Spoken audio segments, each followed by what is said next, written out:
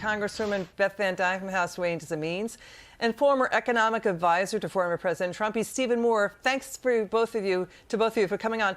Congresswoman, what do you make of Edwards' report? Because Fed Chair Powell says the banking system is sound and resilient, but that the extent of recent bank failures effects, they remain uncertain. So it's two sides of the same coin. What do you make of it?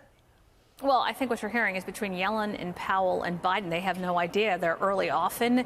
They're wrong early and they're wrong often. Whether or not it's them claiming that we're going to have transitory inflation that's over 2 years old now and continues to climb, you would not be raising the taxes right now. You would not be raising unless inflation was a crazy problem. And what we're seeing is it's over 14% now from the time that Biden took office. It's as a direct result of his policies, his fiscal policies, and massive trillion-dollar overspending.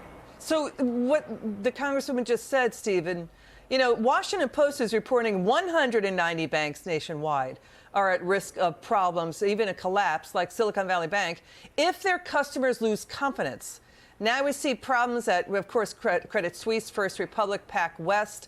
What's your take on everything? Because we're watching this gauge of bond market volatility. It's the ICE B of A Move Index. It surged to the highest level since the 2008 bank crisis, Steve. Well, people are really nervous and fidgety. No question about it, about the soundness of the banking system. Now, I do think, having looked at the, balance sheets and the reserves of the big banks, like JP Morgan and Wells Fargo, those banks are in really good shape. But you're right, there are dozens of smaller banks that are in trouble. But here's what I found really disappointing and look, I don't have a problem with the 0.25 percentage point increase in rates, but I do have a problem with this Fed chairman not admonishing Congress to stop spending and borrowing so much money. I mean, this is what Paul Volcker and Alan Greenspan did every time they went to the Capitol Hill.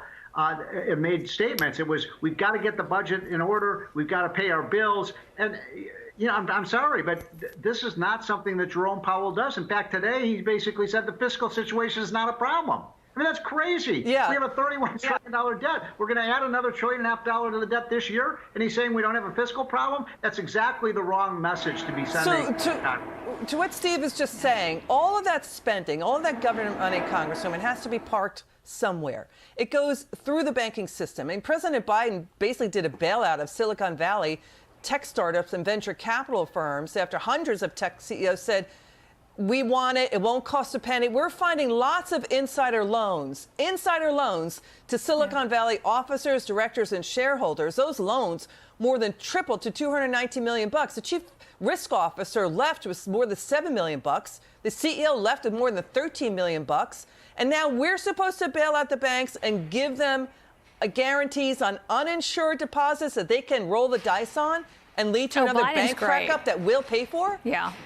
Yeah, that's exactly what you're saying. Is Biden's bailing out billionaires and millionaires, and he's consistently doing it.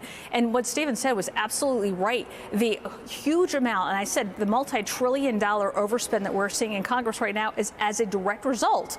That's why you're seeing inflation, because we are overspending. We're putting way too much money out there right now in a huge amounts of debt and have no way to be able to pay for it. You're going to see increased taxes.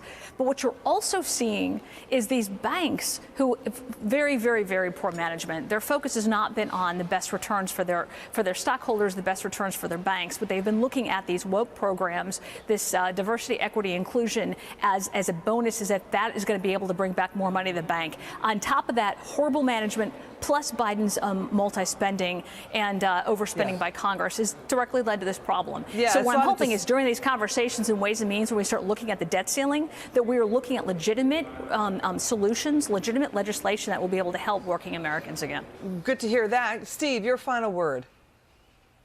Well, that's right. I think the most important financial risk right now is the $7 trillion budget that was just released a couple of weeks ago, Liz, by Joe Biden, which has tax increases that, if God forbid those ever pass, we'd have a 1929 style, a crash in the market. But also, how can Jerome Powell say spending is under control when the president just came out with a $7 trillion all-time high budget? I don't even understand the logic of that. I mean, that's more than like France and Italy and Spain combined. All right, Congresswoman Van Duyne, you know what I mean? Going to load that in the economy in a locked-up system. Steve Moore, thank you so much, and Congresswoman Van Duyne, thanks for joining us tonight.